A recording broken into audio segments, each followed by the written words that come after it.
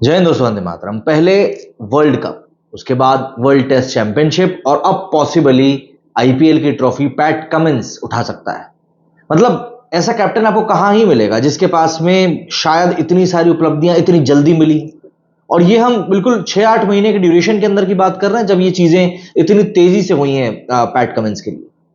और राजस्थान रॉयल्स को अगर यहां पर आकर ऐसा ही गेम दिखाना था तो बेचारे विराट कोहली को क्यों पेल दिया, ये भी एक बात सोचने वाली होगी। लेकिन अगर हम इस मैच की बात करें तो एक बार फिर से पैट कमिंस ने इस बात को प्रूव किया है कि अगर किसी को गेम रीड करना आता है, पिच रीड करना आती है, तो शायद पैट कमिंस सबसे बेहतर है। जब हम लोगों ने पहली इनिंग देखी थी तो हमको ऐसा लगा था कि यार जो पेस बॉलर्स हैं उनको काफी ज्यादा हेल्प मिल रही है।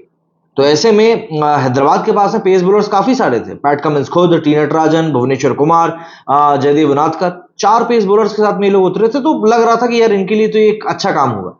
अच्छा काम तो हुआ, लेकिन यहां पर स्पिनर्स ने एक बहुत ही अहम रोल प्ले किया।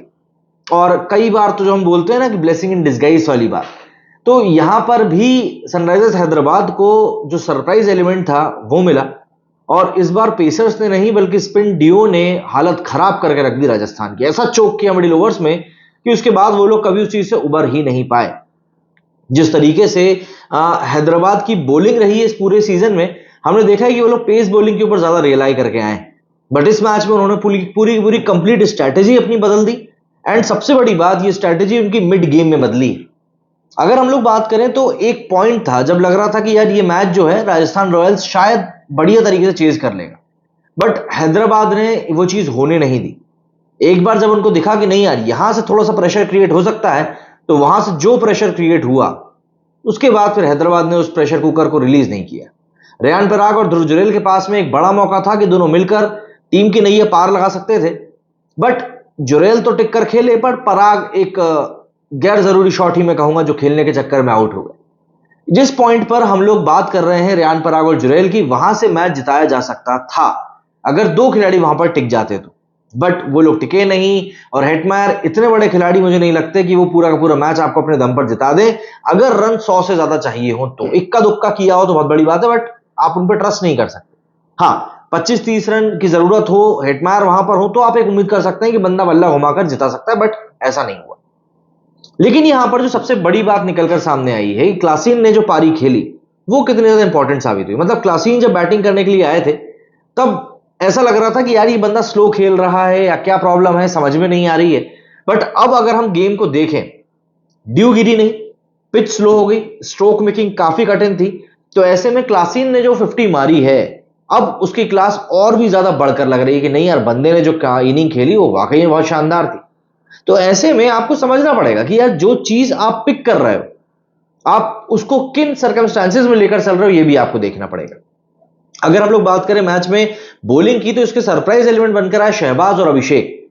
अभिषेक ने अभी तक कोई ज्यादा खास बॉलिंग करी नहीं है, लेकिन इस मैच में बंदे ने जिस तरह की बॉलिंग करी और शहबाज के साथ में जिस तरीके से ये पूरा एक ड्यूओ इन दोनों का बना मिडिल ओवर्स में, जो चौक मारा है ना इनने, मतलब राजस्थान ने इनकी तैयारी ही नहीं करी थी। अभिषेक तो बिल्कुल आउट ऑफ द सिलेबस आ गए और Shahbaz as a impact player आया था। बंदा 18 बॉलों में पहले 18 रन बनाए और बाद में आके विकेट निकाले 100 अलग। एंड अभिषेक तो मतलब बंदा बैट से कंट्रीब्यूट नहीं कर पाया, तो बॉलिंग का टैलेंट बैठा हुआ है। अब ऐसे में अगर सवाल ना उठे कि भैया अभिषेक को आप T20 वर्ल्ड कप क्यों नहीं खिला रहे हो, तो भैया वो तो गलत ही होगा ना। क्योंकि अगर आपके पास में एक ऐसा प्लेयर है जो बैटिंग बॉलिंग दोनों कर रहा है और वो भी कॉन्फिडेंस के साथ में कर रहा है, तो वो एक जरूरी खिलाड़ी हो जाता है। खैर, ये एक बात की बहस है। बट आज जिस तरीके से सनराइजर्स हैदराबाद ने मैच के ऊपर अपनी पकड़ बनाई और फिर ढीली ही नहीं होने दी, कहीं ना कहीं वही एक बड़ा कारण रहा कि वो लोग ये मैच जीते हैं। उनकी फील्डिंग और उनकी बॉलिंग, एक प्रोफेशनल क्रिकेटर्स की तरह इन लोगों ने एक पूरे पैक में हंट किया। टीम के हर एक खिलाड़ी ने अपना कंट्रीब्यूशन दिया और आज नतीजा सबके सामने है कि सनराइजर्स हैदराबाद पूरे 6 सालों के बाद में फाइनल खेलने के लिए उतरने वाली, जहां पर कोलकाता उनका दोबारा इंतजार कर रही। तो ऐसा नहीं है कि ये बदला कोई बहुत पुराना होने वाला है, बल्कि हैदराबाद को बदला लेने का मौका बहुत जल्दी मिल रहा है। चलते जरा स्कोर कार्ड की तरफ और बात करते हैं कि भैया वहां पर कैसी का सिनेरियो निकल कर आया है। सबसे पहले बात करें तो संजू सैमसन ने एक बहुत ही इंपॉर्टेंट टॉस जीता था और टॉस जीतकर उन्होंने हैदराबाद को बैटिंग करने के लिए बोला। जब हैदराबाद बैटिंग करने के लिए आई तब ऐसा नहीं कह सकते कि इनकी स्टार्ट बहुत अच्छी रही थी, क्योंकि अगर हम बात करें एक तरीके से तो इनके 6 ओवर के अंदर ही 3 विकेट गिर चुके थे। ट्रेंट बोल्ट ने बिल्कुल अपना तूफान मचा दिया था और जिस तरीके से खटाखट खटाखट विकेट लिए, उससे एक बात क्लियर थी कि बोल्ट को भाई जो काम करना था उन्होंने वो कर दिया। और पावर प्ले के अंदर जब आपके 3 विकेट गिर जाते हैं तो ऑब्वियस सी बात है एक अलग तरह का प्रेशर आप पे बन जाता है। हालांकि ट्रेविस हेड तब क्रीज पे खड़ा हुआ था, लेकिन वो कुछ उतना खास कर नहीं पा रहा था।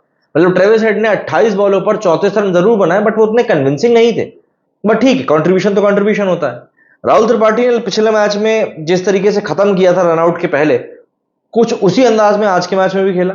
सिर्फ 15 बॉलों में 37 रन ठोक डाले, 5 चौके मारे, 2 छक्के मारे। माकरम फेल रहे।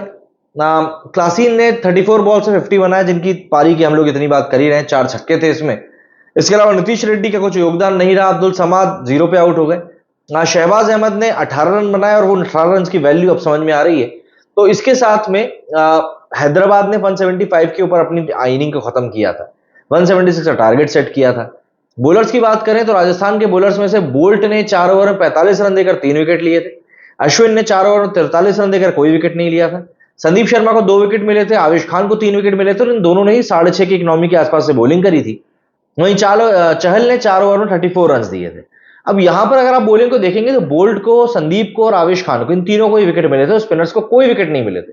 उस पॉइंट तक ऐसा लग रहा था कि यार चहल और अश्विन दोनों ही वर्ल्ड क्लास बॉलर्स हैं, और अगर उनको इस ट्रैक के ऊपर कोई ज्यादा मदद नहीं मिली है तो एक बात पॉसिबल हो सकती है कि ये पिच शायद बॉलर्स के लिए ना हो या स्पिनर्स के लिए ना हो। लेकिन जब हैदराबाद की बॉलिंग की बारी आती तब पूरी की पूरी कहानी बदल जाती है।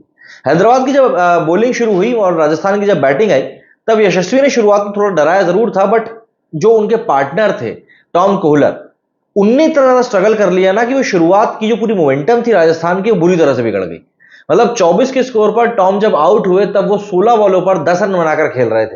एंड ऑब्वियसली बात है, क्वालिफायर जैसे एक बड़े मैच में जब आप इतने कम स्ट्राइक रेट से खेलते हैं और समझ में आता है कि आप बॉल को हिट नहीं कर पा रहे हैं, तो आपके अपने आप के ऊपर ही बहुत बड़ा प्रेशर आ जाता है। इसके बाद में संजू सैमसन आया, लेकिन संजू सैमसन भी यहां पर बुरी तरीके से फंसे हुए दिखाई दी। संजू भी यहां पर 11 बॉलों पर 10 ही रन बना पा सके और एक अलग ही प्रेशर वहां पर भी दिखाई दे रहा था। हालांकि दूसरे एंड से जायसवाल बिल्कुल लगातार हिट कर रहे थे, बट वो ज्यादा देर तक ऐसा लग रहा था वो चल नहीं पाया, और उसके बाद में संजू के ऊपर प्रेशर आ ही गया यशस्वी के आउट होने के बाद। दरअसल 24 के स्कोर पर टॉम कोहलर आउट हुए और 65 के स्कोर पर जायसवाल आउट हो गए, तब संजू सैमसन और रेयान पराग क्रीज के ऊपर थे। इस टाइम पर लग रहा था कि ये दोनों अगर टिक्के खेलते हैं तो ये पारी को निकाल देंगे, बट उसके बाद संजू ने एग्रेसिव रोल अपनाने की कोशिश करी और वो बिल्कुल भी सक्सेसफुल नहीं हो पाए। अभिषेक की बॉल के ऊपर बंदा बुरी तरह से आउट हो गया, मैं तो ये कहूंगा। इसके बाद रेयान पराग को शहबाज ने चलता किया। ध्रुव जुरेल नॉट आउट गए 35 बॉल से 56 बनाकर। रविचंद्रन अश्विन को शहबाज ने इतनी जल्दी निपटाया कि बंदा स्कोर कार्ड को परेशानी नहीं कर पाया। शिमरॉन हटमायर का विकेट भी अभिषेक ने लिया। इसके बाद रमनन पॉवेल को टी नटराजन ने निपटा दिया। अगर हम बॉलिंग की बात करें, सबसे बेहतरीन एस्पेक्ट जो मुझको आज के मैच का लगा वो ये था कि सरप्राइज पैकेज, शहबाज और अभिषेक ने कुल मिलाकर 8 ओवर डाले। दोनों ने मिलकर अगर मैं बात करूं रन्स की तो सिर्फ 47 रन्स दिए और इन दोनों के बीच में 5 विकेट आए। मतलब कि जो मिडिल ओवर्स में इन दोनों ने 8 ओवर डाले थे, उन 8 ओवरों में सिर्फ 47 रन्स गए और 5 विकेट आए। अब इससे ज्यादा बड़ा सरप्राइज पैकेज आखिर आपको क्या ही चाहिए, आप खुद बताइए। इसके अलावा पैट कमिंस ने आज बहुत बढ़िया बॉलिंग करी। 4 ओवर्स में सिर्फ 30 रन दिए, 7.5 की इकोनॉमी रही। नटराजन ने बहुत बेहतरीन बॉलिंग करी, 3 ओवर में 13 रन दिए, 1 विकेट निकाला। इसके अलावा जयदेव उनादकत ने भी 1 ओवर डाला, 5 रन दिए। जयदेव उनादकत को ऐसा बॉलर खिलाया था, बट अभिषेक शर्मा और शहबाज ने इतनी बेहतरीन बॉलिंग करी कि जयदेव की जरूरत ही नहीं पड़ी। एडन मार्करम ने भी 1 ओवर डाला था। मतलब पैट कमिंस ने यहाँ पर सारे के सारे अपने जो हथियार थे वो यूज कर लिए थे।